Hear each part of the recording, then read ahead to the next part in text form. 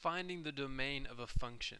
We've done this before in class using graphs or using a list of ordered pairs. Now we're going to be looking at how to find the domain using just an equation.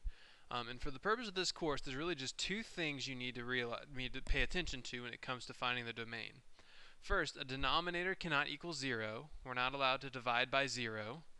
And secondly, you can't take the square root of a negative number.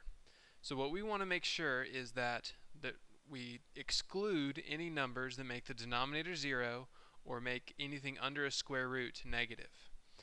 Just one note about the square roots. We'll probably only see square roots that are an issue here, but just so you know, cube roots can have negatives. That's not a problem. Fourth roots cannot have negatives. The bottom line is the even roots cannot have negatives. Square roots, fourth roots, sixth roots, and so on cannot have negatives. Odd roots, which would be cube root, fifth root, and so on, can have negatives. That's not a problem. So here's how we would approach a problem. This is f of x equals x squared minus 7x. Okay?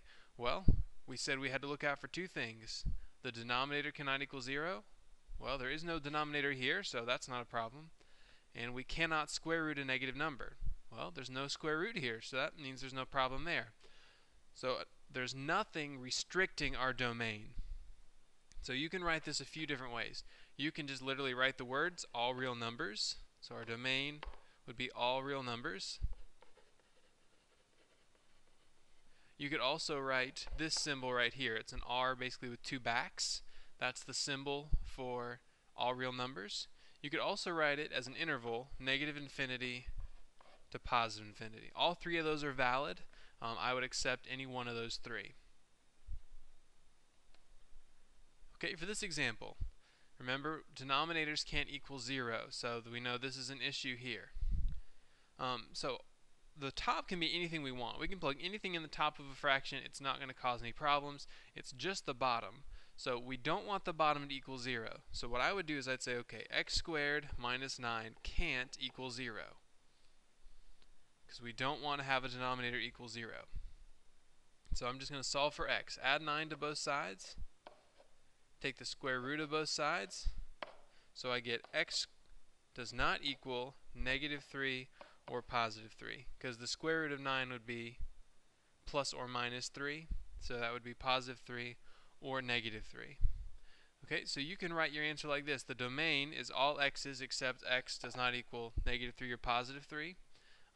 You could also write something like this. Negative infinity to negative 3, negative 3 to positive 3, and then positive 3 to infinity. So both of those would work, and I would accept both of those answers. Okay, now we have one with a radical. So there's no denominator, so we don't have to worry about that. But we cannot take the square root of a negative. So in other words, 3x plus 12 has to turn out to be greater than or equal to 0. Because we're not allowed to square root a negative. So what's inside the square root has to be greater than or equal to 0. Square rooting 0 is fine. That's not a problem. That's why I'm doing greater than or equal to. But you cannot square root a negative. So now let's solve this. Subtract 12 from both sides. And divide both sides by 3. So that would be one way to write our domain. Our domain is such that x is greater than or equal to negative 4. Another way to write that would be bracket negative 4 to infinity. Okay, remember the bracket is used whenever you actually equal that number. So since we have greater than or equal to negative 4, we would have a bracket. If we just had greater than negative 4, we'd use a parenthesis. But both of these are valid. I'll accept both, so if there's one way you prefer to write it over the other, that's fine. I just want to make sure you're familiar with both of them and able to see that they're equivalent to each other.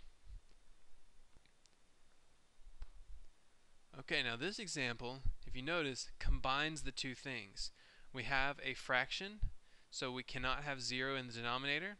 We also have a radical, and we can't have a negative in that radical. So that means there are two restrictions here. We can't be negative, and we can't be 0. So x plus 7 has to just be greater than 0. Now if you look back to the previous problem, I use greater than or equal to right here. And that was because you can square root a 0, but the problem with our new one is since our radical is in the denominator, we can't have 0 in the denominator. So the square root's not the reason we can't be 0, it's the fact that it's in the denominator. So the denominator is keeping us from being 0, and the radical is keeping us from being able to be negative. So x plus 7 has to be greater than 0. So to figure out the domain, you just subtract 7 from both sides, and you get x is greater than negative 7. And that's your domain. Your domain is all x's such that x is greater than negative 7.